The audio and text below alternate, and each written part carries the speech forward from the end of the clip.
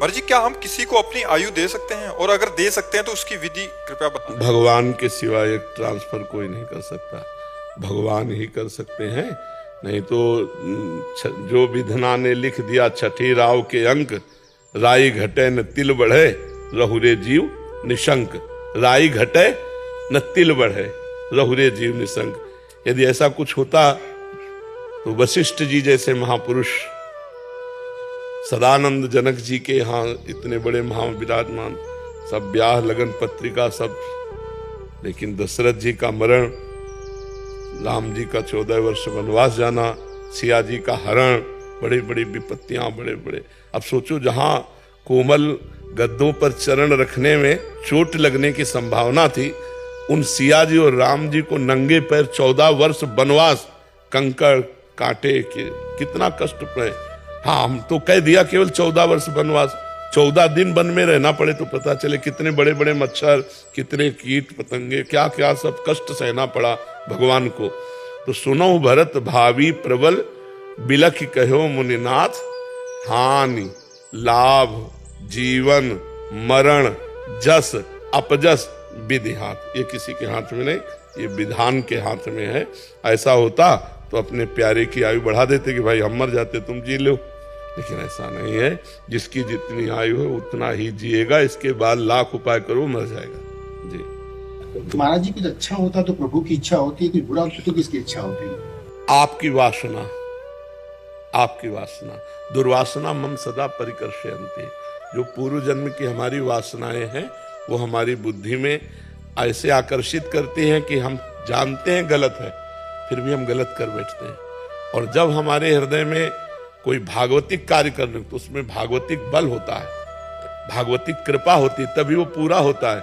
नहीं तो हमारी क्षमता नहीं कि पूरा कर सके। नहीं, आपकी क्षमता हो तो हम एक काम देते हैं, 1 घंटा केवल राधा राधा बोलिए, मन कहीं जाने ना पावे। 1 दिन का केवल काम है, 24 घंटे में 1 घंटा केवल राधा नाम बोलिए और मन कहीं जाने ना पावे, तो तुम्हें बहादुर मान लेंगे कि तुम कुछ कर सकते हो। तुम कुछ कर सकते हो तो बुरा कर सकते हो, और अगर कहीं भला हो सकता है तो भगवान के बल से होता है। नहीं, करके देखो, कोई भी करके देखो।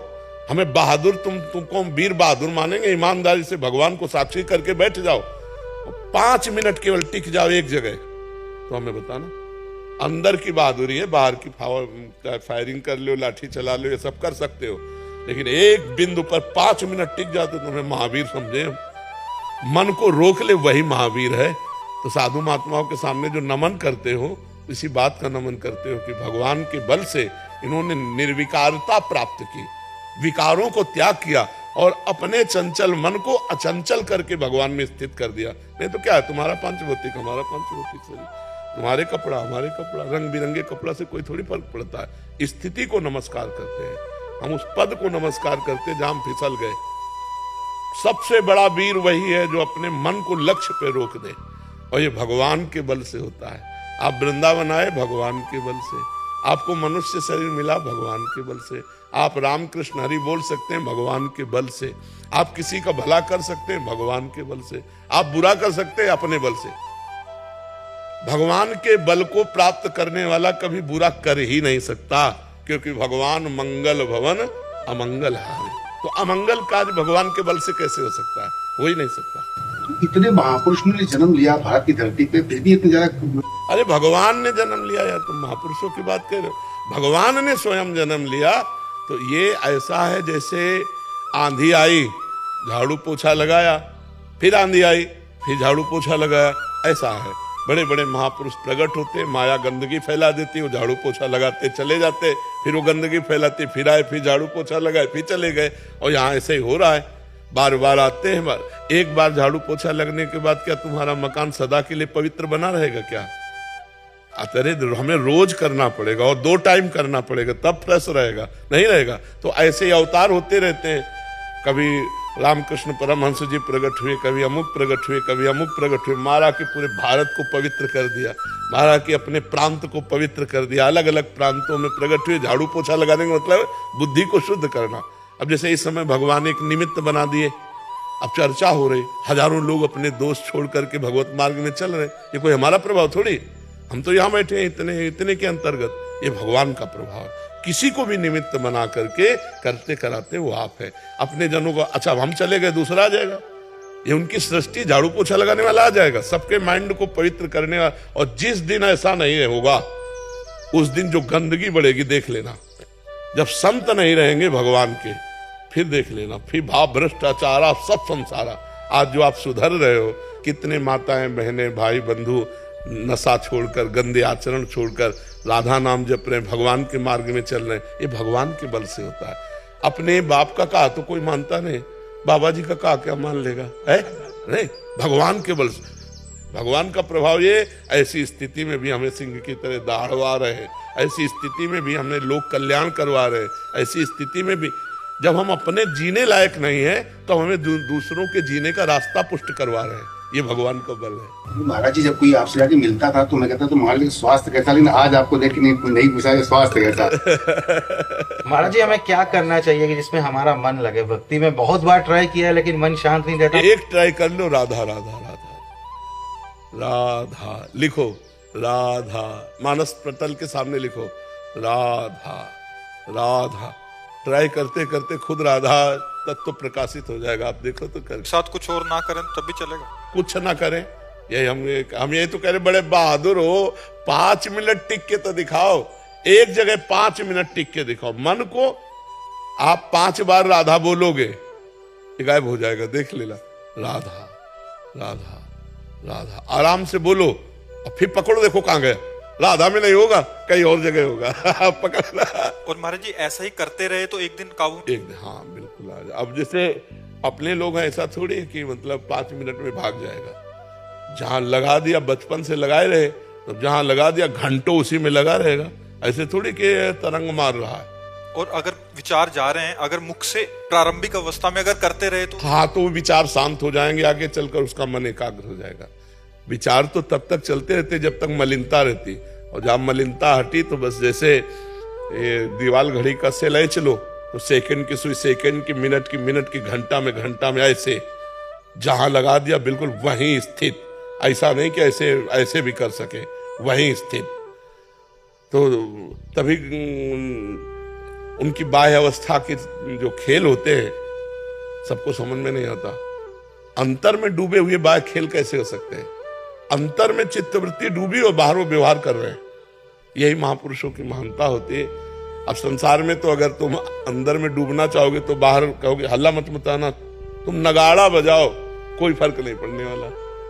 हम जहां हैं तहां हैं, तुमसे देख रहे हैं, तुमसे बात कर रहे हैं, तुमसे और चल रहा है, डबल खेल चल रहा है। एक चल रहा है आपसे बात चल रही है, दूसरा हमारा चिंतन चल रहा है। अब कह दो बात करते हुए चिंतन कैसे होगा, तो देख लो बात करते हुए विषय चिंतन होता है कि नहीं होता। तो जहां विषय चिंतन होता है वहां भगवत चिंतन होता है। जैसे तुम्हारा अंदर से जहां राम नाम कृष्ण नाम राधा नाम जपो तो मन अंदर भागेगा ना संसार की तरफ, वहां हमारा मन भागता है श्री जी की तरफ। अभ्यास योग युक्ते न चेतसा नान्यगामिना, वो ऐसे भागता है श्री जी की तरफ। जाने अनजाने में प्रभु जी कोई अपराध या हमसे पाप बन जाता है, उतना ही हमें प्रायश्चित करना चाहिए जितना जाने में होता है या अनजाने में? अनजाने वाला स्वप्न में दंड मिलता है। स्वप्न में देखा चाकू मारी गई तो पीड़ा हुई ना, जब तक जगोगे नहीं तब तक वो पीड़ा भोगनी पड़ेगी। वो अनजाने के पाप का दंड है। जाने में जो आपसे पाप हो गया उसका प्रायश्चित कर लेना चाहिए। शालिनी द्विवेदी जी प्रयागराज से। श्री हरिवंश महाराज जी। महाराज जी यूट्यूब पर आपकी वीडियोस या रील्स देखते हैं तो महाराज जी कह रहे हैं कि आपकी मतलब वीडियोस देख के मतलब ऐसा मन हो गया कि अभी कहीं और सुनने का मन ही नहीं होता। तो अगर कोई दूसरे जनों की रील्स आ जाती हैं जो प्रेरणादायक कथाएं सुनाते हैं तो ऐसे में उनको इग्नोर कर दे तो कोई अपराध तो नहीं है, ऐसे कोई दोष दर्शन? नहीं, बाजार है, बाजार में हमारी जिस दुकान में हमारी पटरी बैठ गई वहीं से सौदा ले रहे। अब अन्य दुकानों को नहीं ले तो अपराध थोड़ी हुआ। ऐसे यूट्यूब एक दुकान है, संतों की वाणी की दुकान है, एक से एक संतों की वाणी है। उसमें हमारा जहाँ भाव बना हुआ अपना सुन लिया, जहाँ भाव नहीं बना वहीं नहीं सुना, तो उसमें कोई अपराध। हाँ, किसी की निंदा करना अपराध है। तुम्हारी समझ में नहीं है तो क्या कोई संत ही नहीं है क्या? और किसी की वाणी ही सत्य नहीं? नहीं, सबकी वाणी सत्य। हमें ये प्रिय लगा, हमें ये वाणी प्रिय लगी, जिनको जो प्रिय है वो अपना सुने, ऐसे ऐसे भाव। और किसी संत की अगर रील आ गई तो हम प्रणाम करते हैं। प्रणाम करके आगे बढ़ते हैं, क्योंकि संत भगवान के स्वरूप होते हैं। हम किसी की अवहेलना या निंदा नहीं कर सकते। अगर अवहेलना निंदा करते हैं तो हम अपने संत जिनको माना है उनकी भी बात हमारे ऊपर रंग नहीं लाएगी। रंग तभी लाएगी जब सब संत होंगे। 4 जुगन के भक्त जे इनके पद की धूरी, सब संत। देखो भगवान ने जितना जितना पावर दिया उतना ही प्रकाश है। 0 पावर में भी वही बिजली है, 1000 पावर में भी, 2000 में भी वही बिजली है।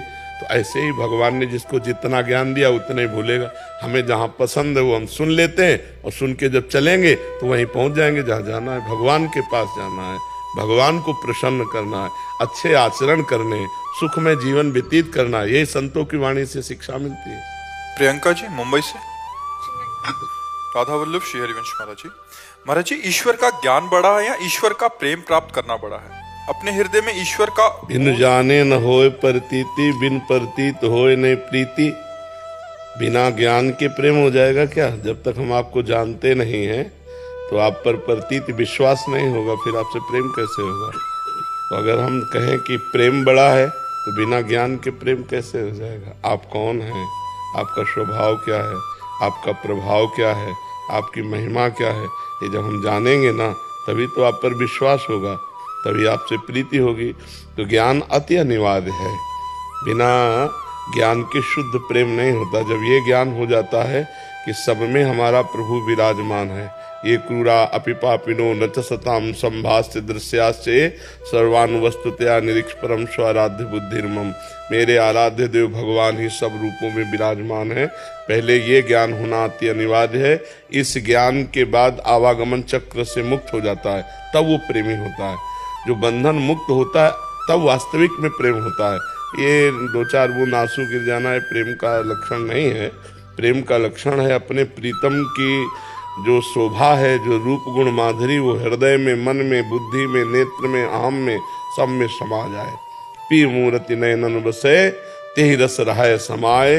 ये लक्षण सुन प्रेम के और न कछु सुहाय, और न कछु सुहाय फिरे अपने रस मातो। कुटुम देह ते जाए छूट सब ही विधि नातो। एकमात्र भगवान के प्रेम में मत वाला वो प्रेमी तभी हो सकता है जब उसे ज्ञान हुआ है। ये संसार भगवान का स्वरूप है, इसमें भगवान के सिवा कोई नहीं है। जो भी है वो मिथ्या है। ब्रह्म सत्यम जगन मिथ्या।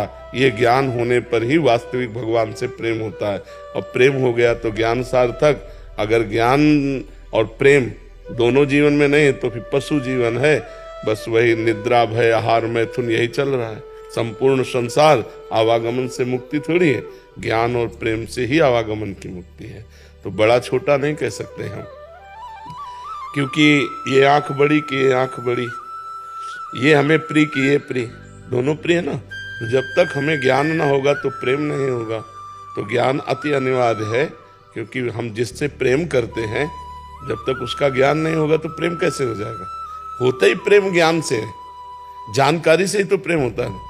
आप यहाँ बैठे तो कैसे आए? जानकारी से ही तो आए ना। आपने YouTube में सुना, आपने बातें सुनी, आपको थोड़ा ज्ञान हुआ तो लगा चलो देखते हैं चल के। तो आपको आने की जो जिज्ञासा हुई, श्रवण सुजस सुनि आयऊं प्रभु भंजन भवभीर। जब मैं आपकी महिमा सुनी प्रभु तो आपकी शरण में आए, विभीषण जी कह रहे हैं। तो बिना श्रवण के ज्ञान नहीं हुआ, और बिना ज्ञान के शरणागति और प्रेम नहीं होता। इसलिए ज्ञान बहुत महत्वपूर्ण है। उसको ऐसा नहीं कहा जा सकता कि ज्ञान छोटा कि प्रेम बड़ा, नहीं कहा जा सकता। जैसे दोनों आंखें हमारी दो हैं पर दृष्टि एक है, और दोनों प्राण प्रिय हैं, ऐसे ही ज्ञान और प्रेम दोनों समान है, दोनों में अंतर नहीं है। मर्जी सूक्ष्म अहंकार का नाश कैसे होता है? गुरु कृपा ही केवलम। जैसे हम साधना करते हैं ना, इसका भी अहंकार होता है, इसका अहंकार नष्ट होता है गुरु कृपा से। तो सांसारिक अहंकार तो दूर करना कठिन होता है, उससे भी ज्यादा कठिन होता है भक्ति जनित अहंकार दूर करना। क्योंकि सांसारिक अहंकार को हम 2 स्वरूप में देखते हैं तो दूर हो जाता है, लेकिन भक्ति अहंकार को गुण रूप में देखते हैं कि मैंने ऐसा किया, मैंने ऐसा। ये जो सूक्ष्म अहंकार मैंने, इसका ना अहंकार का नाश गुरु कृपा से होता है। जब गुरुदेव हमारे अहंकार को धूल दूषित करते हैं तभी हमें मोक्ष मिलता है। इसीलिए ध्यान मूलम गुरु मूर्ति, पूजा मूलम गुरु पदम, मंत्र मूलम गुरु वाक्यम, मोक्ष मूलम गुरु कृपा। जो मोक्ष का मूल है वो गुरु कृपा है। एक बार अकाल पड़ा तो शिवाजी ने पूरा खजाना खोल के सबको खवाया पियाया। अकाल किसी को व्याप्त नहीं कर पाया, कोई अकाल में मर नहीं पाया। समर्थ गुरु रामदास जी के पास गए, उनका गुरुदेव आपकी कृपा से किसी को भी कष्ट नहीं होने दिया, अकाल में हमने सबका पोषण किया। उनका शिवा तुमने पोषण किया, उठाओ घन। घन एक मजबूत होता है, लोहे का उसमें होता है। उठाया और ले गए, कहा इस पत्थर में मारो। पत्थर में तोड़ा, हटाया पत्थर तो नीचे मेढक बहुत तंदुरुस्त बैठा, इसको खवाया। उनका नहीं, ये कैसे पुष्ट है?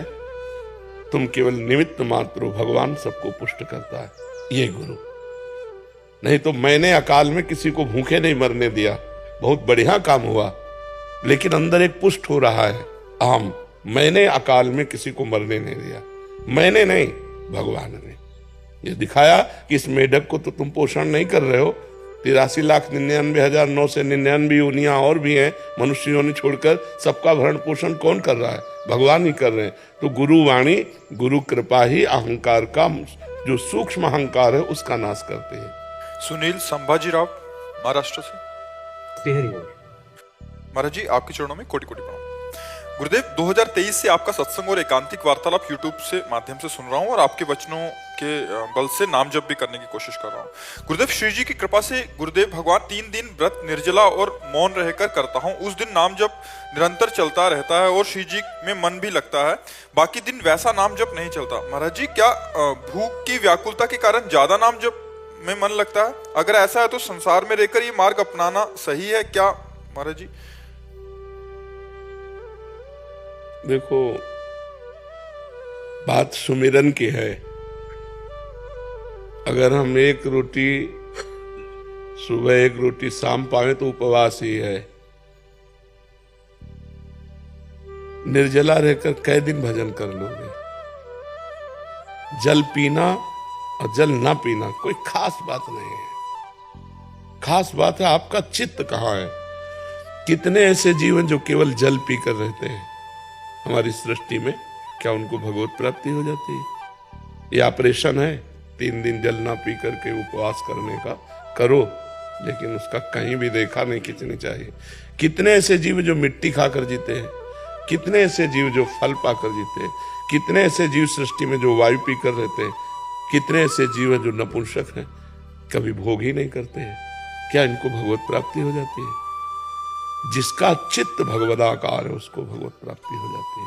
अब हमको देखना है मिताहार, सात्विक, भगवत प्रसाद, ये व्रत से भी बढ़कर है। मिताहार माने थोड़ा, अगर हम 4 रोटी खाते हैं तो 2 रोटी खाएं, और धर्म की कमाई, पवित्र भोजन और भगवान को अर्पित करके, और रोज भजन हो रहा है, सब कुछ हो रहा है। खास बात भजन है। अपने भी ये सब, पर बाद में जब समझ में आया तो चित्त वृत्ति का भगवान के चरणों में अर्पित करना। गोपी जनों का सबसे बड़ा पद है हमारे भक्ति राज्य में। अगर भक्ति राज्य में कहीं भी किसी का पद दिया जाता है तो यथा ब्रज गोपिका नाम, जैसे ब्रज की गोपिकाएं, ऐसा प्रेम कहीं नहीं देखा गया। बड़े बड़े महाभागवतों ने इन्हीं का अनुसरण किया है। जैसे महाप्रभु चैतन्य देव तो गोपी प्रेम की भावना में डूबे हुए, हा कृष्ण हा प्रीतम, तो यथा ब्रज गोपिका नाम। अब गोपिकाओं की दिनचर्या देखिए, सुबह उठती हैं, गौएं धोना है, घर लीपना है, भोजन बनाना है, पति पुत्र आदि को पवाना, पूरा एक गृहस्थी की नारी जैसे करते हैं, भागवत में लिखा हुआ है, वही है दिनचर्या। अंतर क्या है? उनको परमहंसों ने भी पूजा क्यों?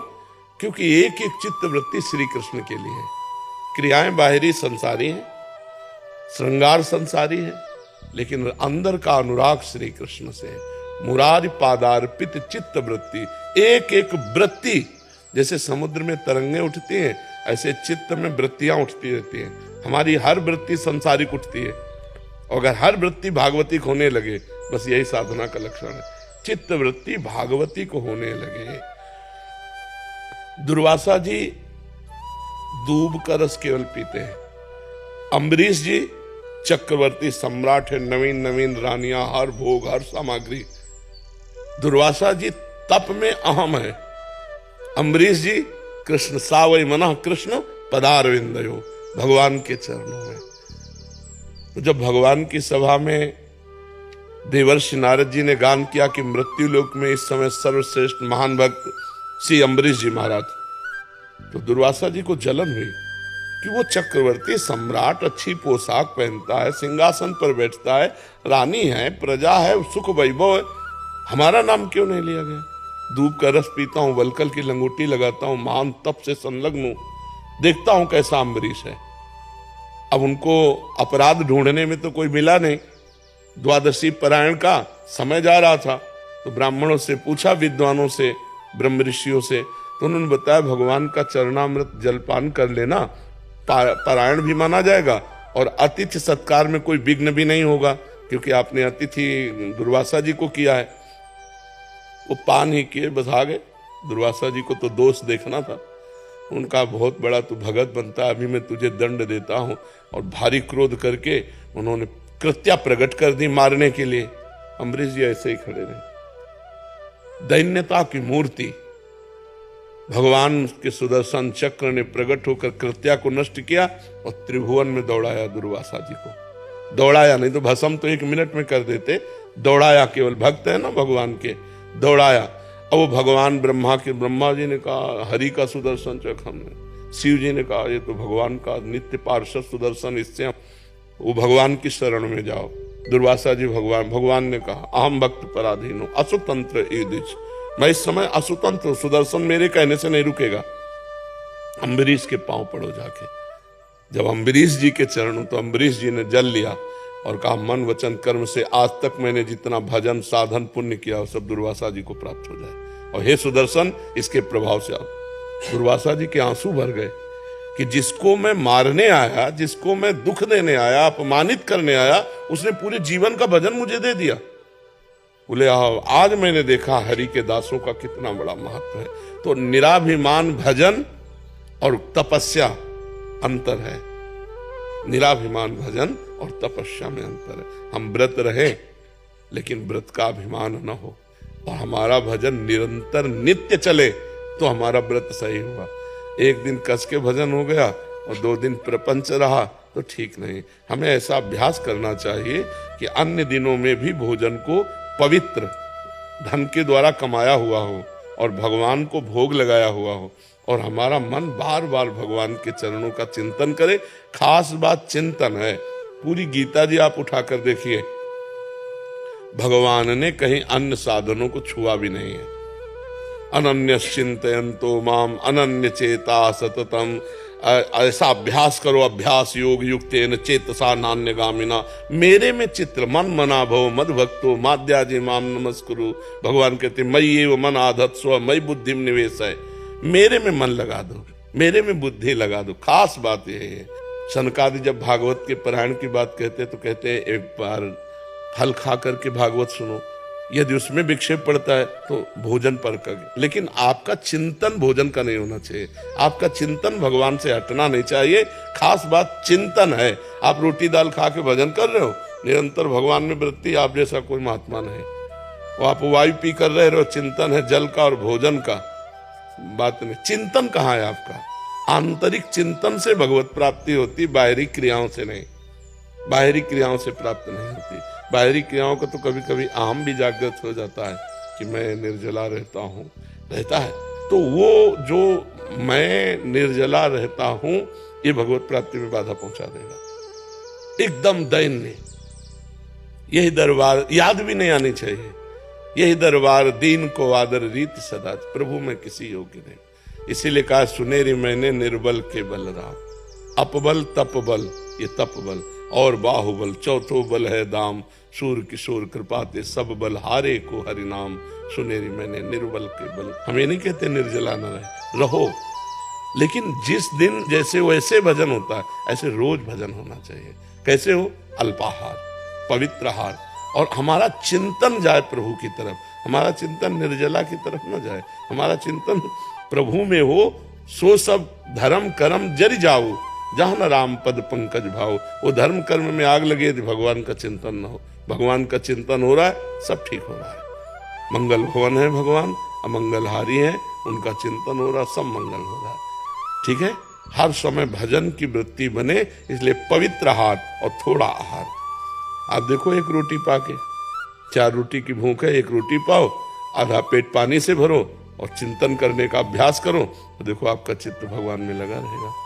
और 4 रोटी पाने, तो 4 रोटी पाए, ऊपर से पानी, फिर वायु, तो बस पचाने में सारी ऊर्जा लग जाएगी, भजन में नहीं लगेगी।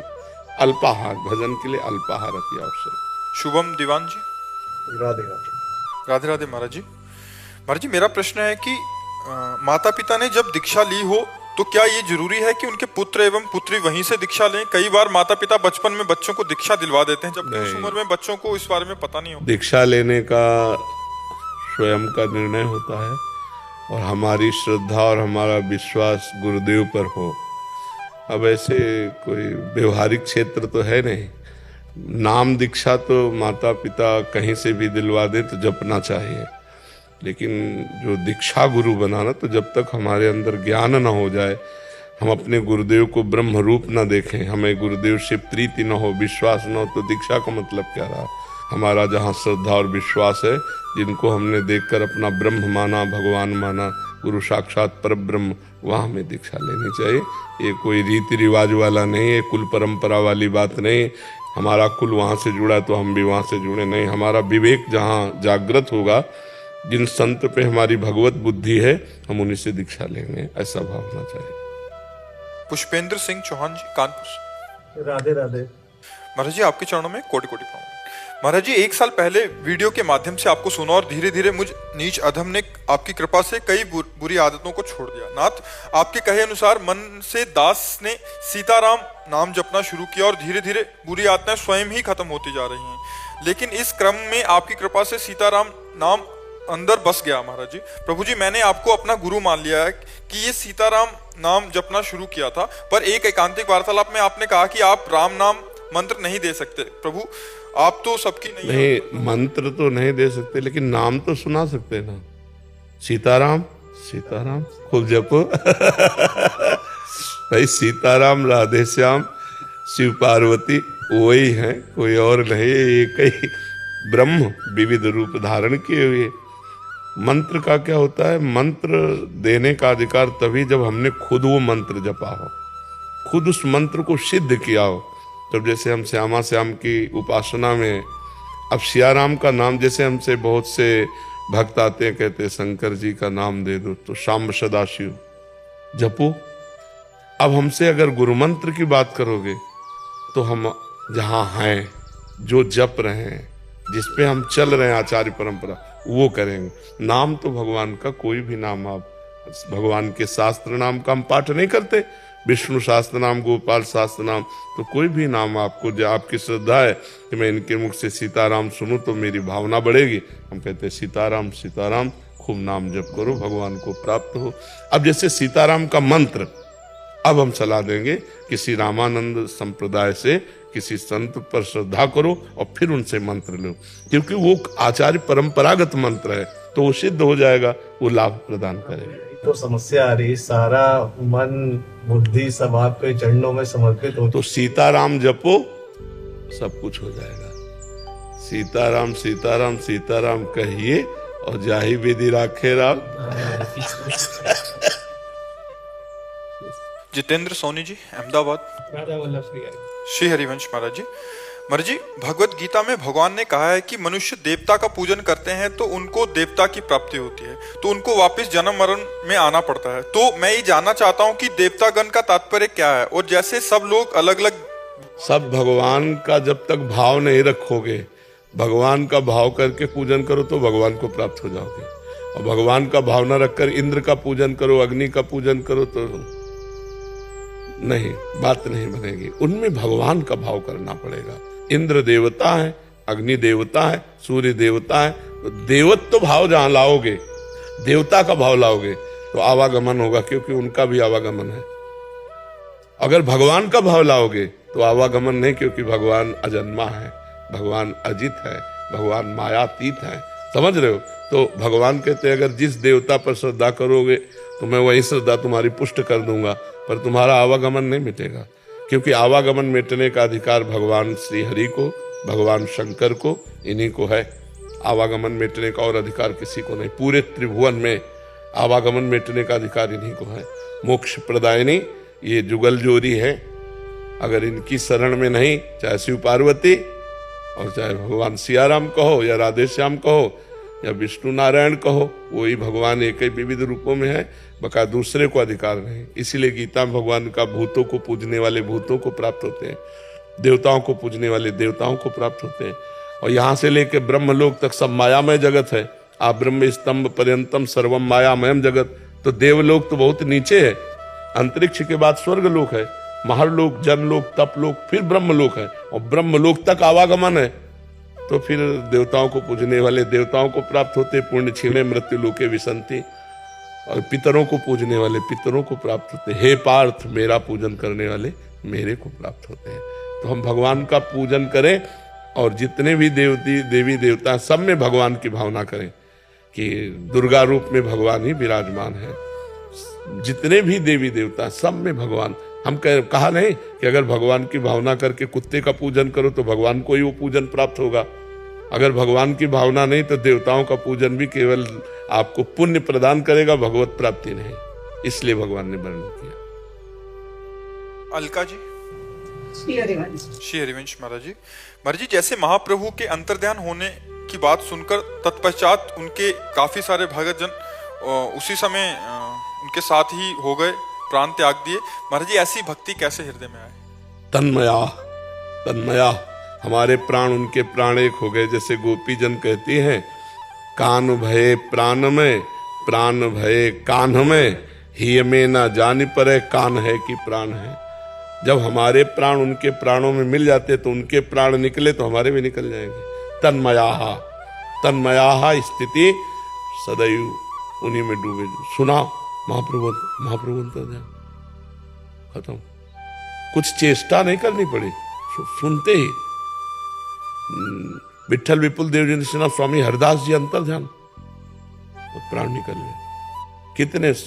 कितने जन ऐसे महापुरुष हुए, जैसे द्वारिकाधीश भगवान का परिकर, रुक्मिणी जी ने सुना भगवान, वसुदेव देव की जी ने भगवान अंतर्ध्यान, तत्काल प्राण छूट गए।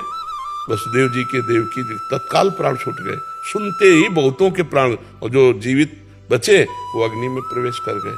प्रभु के लिए अग्नि में अपने शरीर को भस्म करके भगवत स्वरूप हो गए। ये साधारण बात नहीं, ये तन्मया, हम जी नहीं सकते आपके बिना। आपके चिंतन में हमारे प्राण उनके प्राण, उनके प्राण हमारे प्राण, हमारा मन उनका मन, उनका मन हमारा मन। जब उनके प्राण गए तो हमारे गए, क्योंकि प्राण तन्मय थे। तन्मया स्थिति में ऐसा होता है, अन्यथा नहीं। राधे राधे महाराज जी। महाराज जी, मेरी राधा कृष्ण जी में पूर्ण आस्था है, उनमें मैं सखी भाव रखती हूँ। महाराज जी, नाम जब भी यथासंभव करती हूँ, महाराज जी मुझ में घमंड या ईगो नाम जैसी कोई भी चीज नहीं है, फिर भी यही घमंड है।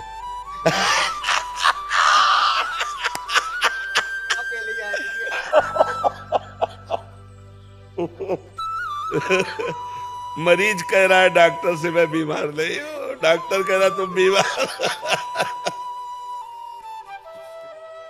तुम्हारे जी फिर भी मुझे सब ऐसा समझते हैं कि मैं घमंडी हूं। सही सही सही समझा, सही समझा। उसमें आप भी ऐसा ही समझ रहे हैं। देखो, घमंड ना होने पर आपको ऐसा अनुभव होगा कि मैं समस्त जीवों से नीच हूं। देखो, हनुमान जी महाराज को कोई घमंड नहीं, तो विभीषण से कैसे कह रहे हैं? भगवान के महान भक्त महाबली है, जे गिर चरण दे हनुमंता, चले सुगा पाताल तुरंता, जिम अमोघ रघुपत कर बाना, यही भात चले हनुमाना। बुद्धिमताम वरिष्ठम ज्ञानिनाम अग्रगण्यम, बलों में महाबल, महाबली हनुमान परम ज्ञानी। क्या कहते हैं? असमय अधम सखा सुनो, मोहू पर रघुवीर। मैं ऐसा अधम हूं, प्रात ले जो नाम हमारा, ते दिन ताई न मिले हारा। असमय अधम सखा सुनो, ये अभिमान रहित वाणी।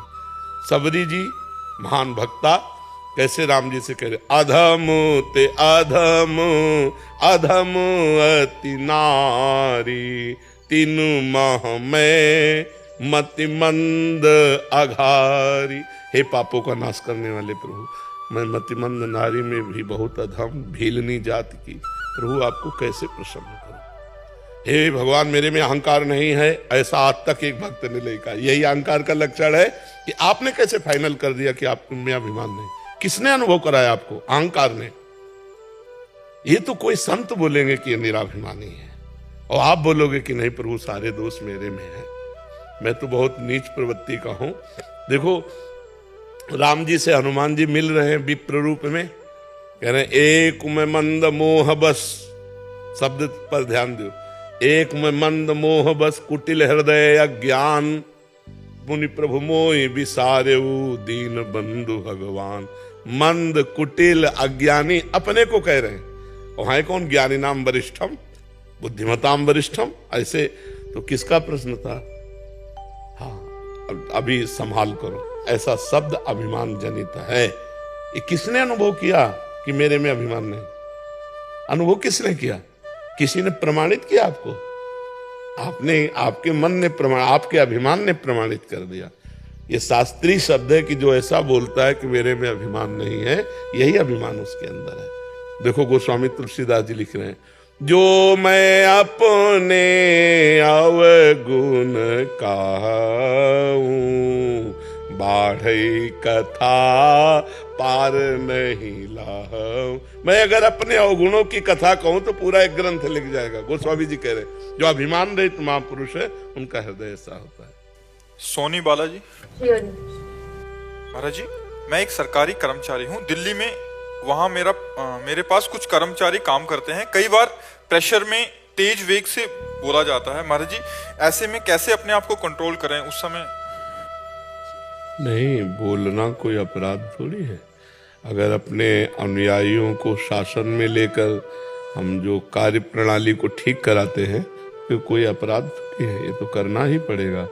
जैसे अपने बच्चे हैं तो उनको हमें कभी थप्पड़ भी मारना पड़ेगा, कभी शासन भी करना पड़ेगा। जैसे अपने शिष्य हैं तो कभी उनको शासन में लेना पड़ेगा। ऐसे अपना पद है, और 10-20 लोग अपने, 50 लोग, 100 लोग अपने अनुयायी हैं, जिससे हम उस कार्य प्रणाली को ठीक से करा पाते हैं। तो उनमें जो प्रमाद करेगा तो उसको डांटना ही पड़ेगा, क्रोध करना पड़ेगा। ज्यादा प्रमाद करे तो उसके खिलाफ कार्रवाई भी करनी पड़ेगी। तो ये कोई अपराध नहीं है, इसमें कोई ये नहीं कि गुस्सा आ जाता है या मैं आवेश में बोल देती हूँ। नहीं, ये करना ही चाहिए और करना ही पड़ेगा। अगर गुरु कहे कि मैं शिष्य को कभी डांटूंगा नहीं, टीचर कहे मैं विद्यार्थी को कभी डांटूंगा नहीं, माता पिता कहे पुत्र को नहीं डांटूंगा, तो बिना शासन के इनकी जीवनी व्यर्थ हो जाएगी। इनका जीवन सचिव वैद्य गुरु तीन जो, प्रिय बोले भयास, राज धर्म तन तीन कर होय बेगही नाश। अगर गुरु शिष्य की प्रियता बोलता रहे, और डॉक्टर मरीज के अनुकूल चलता रहे, और मंत्री राजा के अनुकूल चलता रहे, तो राज्य का नाश हो जाएगा, शरीर का नाश हो जाएगा, शिष्यता का नाश हो जाएगा। उसमें शासन की जरूरत होती है। अब हम रहे चाहे ना रहे, हमारा भय रहेगा सबको। यहाँ वाले पुलिस मैन जो है चोर से कहे तुम्हारे हाथ जोड़ता हूँ, पैर छूता हूँ, चोरी मत किया करो, बुरा आचरण है, वो मानेगा? अब वो सोचे कि यार डंडा मारना अपराध है, तो ऐसा नहीं है। डर जरूरी है, डर जरूरी। बिना भगवान के डर के, और बिना धर्म के डर के, और बिना शासन के डर के अभी राक्षसी भाव का तांडव हो जाए। डर है, डर है, तुम्हें भी डर है। कानून के खिलाफ करेंगे, डंडा बजेगा, आजीवन कारावास मिलेगा, ज्यादा गलती हो गई तो फांसी मिलेगी। बिना डर के अंदर एक राक्षस बैठा हुआ है, हम सब के अंदर। सुमति कुमति सबके उर्राही, नाथ पुराण निगम अस्काए। अगर वो राक्षस चुप है तो डर के कारण चुप है। समाज का डर, भगवान का डर, गुरु का डर, शास्त्र का डर, और ये कानून का डर। अगर ये डर है तो समाज डर के सुरक्षित है, और अगर डर ना हो तो अभी तांडव मच जाए राक्षसी भाव। डर की कोई सीमा तो नहीं, कैसे? तो अपराध की भी सीमा नहीं है ना। अपराध की सीमा है क्या? तो इसलिए डर की सीमा नहीं रखी गई कि तुम जितना बड़ा अपराध सोचोगे उतना बड़ा दंड आपके ऊपर विधान लागू हो जाएगा। पूरे संसार को गौर से देखो तो तुम्हें कर्मों का खेल दिखाई देगा। अगर इस संसार को भागवतिक चश्मे से देखो तो आपको कर्मों का एक खेल दिखाई देगा। जो जैसा कर्म कर रहा है वैसा भोग रहा है। अगर डर भगवान का ना हो, किसी को भगवान का डर नहीं है, तो यहाँ डंडे का डर है, पुलिस का डर है। अगर डर ना हो तो समाज कंट्रोल में ही ना रहे। जहां डर नहीं है वहां आप देख लीजिए पत्नी को पति से डर नहीं, पति को पत्नी से डर नहीं, तो देख लो दोनों का चरित्र नहीं। हाँ, तो ये तो चलता है। डर तो रहना ही चाहिए, डर रहना ही चाहिए। डर के बिना समाज सुव्यवस्थित नहीं रह सकती। जो परिवार आपके पास रहता है उनको तो हाथ के हाथ दंड दे देते हैं, और जैसे हम दूर रहते हैं और हमसे कोई दंड तो दे, तो हमें कैसे आपकी। अगर आप हमारे को समर्पित हो तो आप देखो तुम्हारे हृदय में जलन होती कि नहीं। इनको तो बाहरी, तुम्हारे हृदय में इतनी जलन होगी कि मैं कैसे गुरुदेव के सामने जाऊं, मैं कैसे उनसे बात करूं। और बार बार हमारा चेहरा नाचेगा और यही आएगा कि मैं बहुत अपराधी हूं, मैं ये दंड नहीं मिल रहा, ये जलन हो रही। मैं आज से कसम खाती हूँ कभी ऐसा नहीं करूं। गुरुदेव मुझे क्षमा कर दो, भले हमारे सामने नहीं हो लेकिन तुम एकांत में क्षमा मांगोगे। गुरुदेव मुझे क्षमा कर दो, मैं आज से गलती नहीं करूंगी। तब हृदय में शांति होगी। नहीं, बाहरी जलन से ज्यादा आंतरिक जलन आपको सताएगी। गुरु संबंध ऐसे थोड़ी, तो गुरु हर समय हमारे साथ रहते हैं, हमारे माइंड में बैठे, हमारे हृदय में बैठे रहते हैं जी। विक्रांत जी प्रयागराज से। राधे राधे।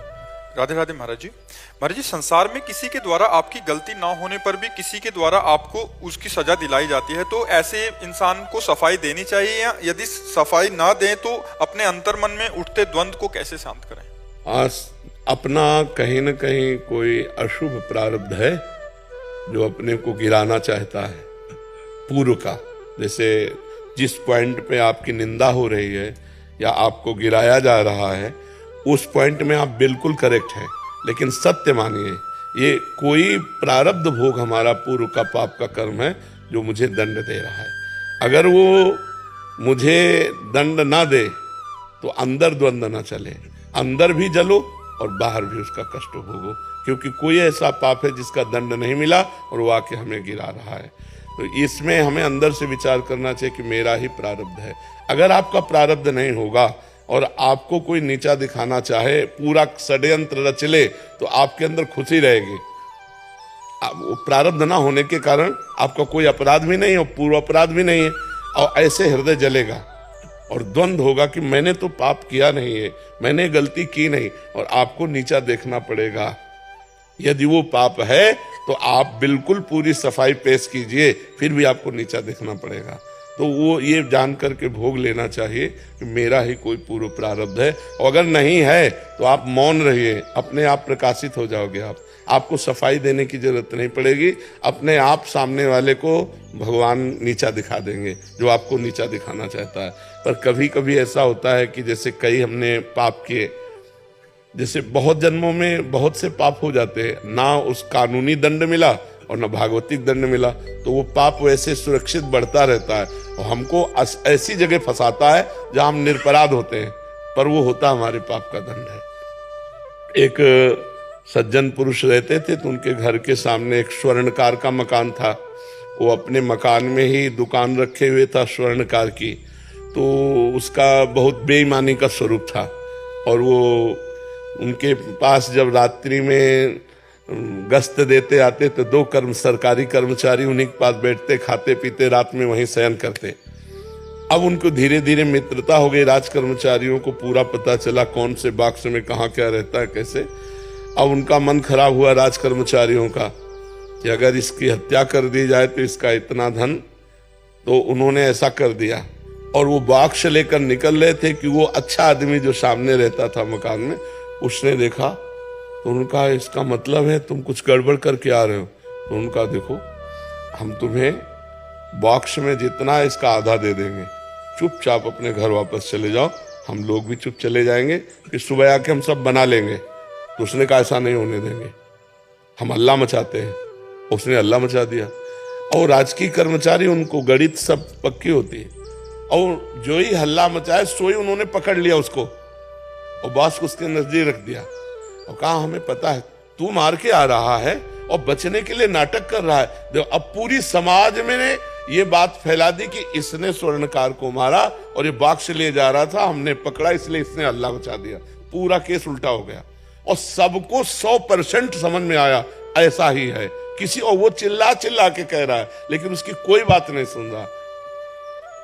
मुकदमा हुआ, जज के सामने जब खड़ा हुआ हो तो रो दिया और कहा जिसकी कसम खवा लो, यद्यपि मैं फंस चुका हूं, उनके पास प्रमाण है, मेरे पास प्रमाण नहीं, पर मैं आपसे रो के कहता हूं कि मैं सत्य हूं, इस केस में मेरे द्वारा कोई पाप नहीं हुआ। जज ने कहा कि ठीक है, इसका हम प्रमाण निकलवा लेंगे। एक जिंदा आदमी मुर्दे का सो बनाया ऐसे उसमें, और कहा लावारिस लाश थी, अब इसका अंतिम संस्कार करने जाना है। उन राज कर्मचारियों को भी आदेश किया, 2-4 लोगों को और कहा आप पीछे रहिए, एक तरफ उसको भी पकड़ाया जो मुजरिम था। वो गए, जब एकांत देखा तो कहा, कहते थे आधा बॉक्स स्वर्ण ले ले तो बच जाता ना, फंसा दिया ना, अब पूरी जिंदगी जेल भोगेगा। और वहां डायरेक्ट लगाए हुए थे जिससे उनको सुनाई दे। तो उसने कहा चाहे फांसी हो जाए लेकिन हम इसमें दोषी नहीं है, दोषी तुम लोग हो, और देख लेना भगवान तुम्हें दंड देंगे, ऐसी बात। अब जज के सामने तो प्रमाण मिल गया कि दोषी राज कर्मचारी हैं। तो उसने कहा इतने दिनों से मैं जेल भोग रहा हूं, इतने मेरे दुख और अपमान हुआ, ये क्यों, ऐसा क्यों हुआ? जज से कहा मैं निर्दोष था, मैं चिल्ला चिल्ला कह रहा था। तो जज ने कहा सही बताओ, हम किसी और जन्म की बात नहीं पूछते, इस जन्म में कोई ऐसा पाप किया है जो गुप्त हो और बड़ा हो? तो उसने कहा हाँ, हमारी एक प्रेमिका थी, हमारा मन मुटाव हुआ, वो हमारे ऊपर प्रहार किया, हमने ऐसे प्रहार किया तो हम चाहते नहीं थे, लेकिन वो मृत, तो फिर हम अपने घर में ही गाड़ दिया। तो बोले देखो, वो पाप का दंड इस रूप में तुम्हारे आया। जो गुप्त पाप हमसे हो जाते हैं, जिनका न सरकारी दंड मिलता है न भागवतिक दंड मिलता है, जैसे भीष्म पितामह जी 6 महीना बाणों की सैया पर है, वो कह रहे प्रभु इस जन्म में तो बाल ब्रह्मचारी आपकी भक्ति करने वाला, कोई दोष नहीं, फिर 6 महीना बाणों की सैया पर, और मैं कई जन्मों तक देख रहा हूं। भगवान ने कहा 100 जन्म के बाद का ये पाप है। तो हम लोगों के बहुत जन्मों के पापों का क्रम चल रहा है। जैसे 11 वर्ष से बाबा जी हैं, भगवान के मार्ग में चल, दोनों किडनी फेल है। अब क्या है, ये पूर्व जन्म का कोई पाप है जो हमको दंड दे रहा है। तो अब इस जन्म का जो भजन है वो हमारी व्यवस्था की हुई है कि हमारा भजन भी चल रहा है, और बिल्कुल अगर हम संसार में होते तो क्या दुर्दशा होती, और भगवान में है तो न पैसे की चिंता है न डॉक्टर की चिंता है। ये क्यों है? ये भगवान की शरण में तभी तो है ना। तो हमारे भजन का, हमारी शरणागति का ये है, और पूर्व के पाप का ये है। तो हमको विवेक के द्वारा पता है कि शरीर बदलते रहते हैं, जीवात्मा तो वही होता है ना। तो जो करता है, करता तो वही है ना। मान लो वर्दी बदल जाए, आप पैजामा कुर्ता में आ जाओ, आप पैंट शर्ट में आ जाओ, आप किसी भी तो आप ही है ना। तो अगर दंड या अच्छा काम किया तो पुरस्कार या तिरस्कार आपको ही मिलेगा, कपड़े से कोई मतलब नहीं होता। तो ये कपड़ा है, पुरुष का कपड़ा है, स्त्री का कपड़ा है, पशु पक्षियों का कपड़ा है। ये वसांश जीर्णान यथा विहाय, गीता में भगवान ने कहा। तो ये शरीर हमारा नया है, लेकिन हम बहुत पुराने हैं। अनेकों जन्मों से हम कर्म करते चले आ रहे, वो हमें धैर्य पूर्वक रहना चाहिए, और भगवान से प्रार्थना करनी चाहिए कि हमें इतना साहस दो। माना कि मेरा ही कर्म कोई होगा, पर मुझे इतना साहस दो कि मैं बिना विकार के अंदर से सह जाऊं और आगे बढ़ूं। और नाम जप करते हैं महाराज, ऐसे तो नहीं करना पड़ेगा, मनुष्य जीवन व्यर्थ हो जाएगा। नाम जप, ये पद कितने दिन रहेगा, विचार करो, ये शरीर कितने दिन रहेगा। पूर्व में पुण्य भी बनाना, तो आप ऐसे पद पर आए, आप हमारे भारत की सेवा में हैं। अब आपको ऐसा बनना चाहिए कि इससे भी आगे पद है ना, कि अगर हमारा मनुष्य जन्म हो तो हम भारत के उन पदों पे पहुंचे जिससे हम अधिक से अधिक समाज की सेवा कर सके। कभी भी भय या प्रलोभन से किसी निर्दोष को दंड मत देना, और दोषी को बख्शना नहीं। इसी कर्तव्य की पूजा को भगवान को समर्पित करना, और नाम जप जितना मन मावे।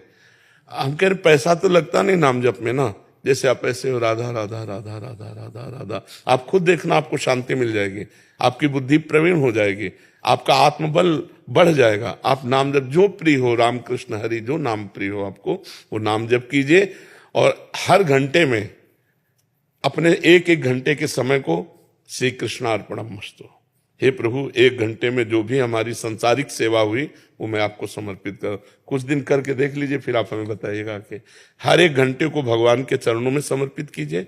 नाम जप जितना बन सके कीजिए, कोई नशा तो नहीं है, बस फिर आप देख लीजिएगा। और कभी भय या प्रलोभन में मत आइएगा। हमारी ये बात गांठ बांध लेना, कभी प्रलोभन में मत आना। जो भारत सरकार दे रही उसी में नमक रोटी खाना और अपने अधिकार का शासन पूर्वक पालन करो। अपने द्वारा कभी कोई गलती न होने पाए। देखो ऐसे सिंहवत चलोगे और चंद रुपए में अगर आपकी बात ओपन हो जाती है तो जिंदगी भर आप कभी ऐसे नहीं चल सकते। तो वो रुपया किस काम का जो हमें इतना झुका दे, रौंद दे। हमको अपने सम्मान से चलना है, कभी प्रलोभन में मत फंसना और कभी भय में मत आना। कोई भी अधिकारी, बड़े से बड़ा अधिकारी यदि आपके द्वारा गलत कराना चाहे और भय दे तो हमारी वर्दी भले उतर जाए लेकिन हम गलत नहीं करेंगे। तो भगवान यही वर्दी थोड़ी है, वो और पोजीशन दे देंगे। इसलिए धर्म पूर्वक चलना और भगवान का नाम जप करना, तो देखो आपको आंतरिक आनंद मिलेगा। बिना आंतरिक आनंद के हम खाली रहते हैं, बस मन चिंतन करता रहता है। और ये मन अगर खाली रहा और ज्यादा चिंतन करने लगा तो ये डिप्रेशन की तरफ ले जाता है। अगर निगेटिव ज्यादा चिंतन बनने लगे ना, नकारात्मक, तो ये दिमाग को परेशान करके डिप्रेशन में भी ले जा सकता है। इसलिए इसको खाली मत रखो। राधा राधा राधा कोई भक्ति का बाहरी लक्षण नहीं, अंदर ही अंदर नाम जप करो, धर्म से चलो और कोई व्यसन नहीं करते, बहुत बढ़िया जीवन, भगवान की बहुत बढ़िया आराधना बन जाएगी।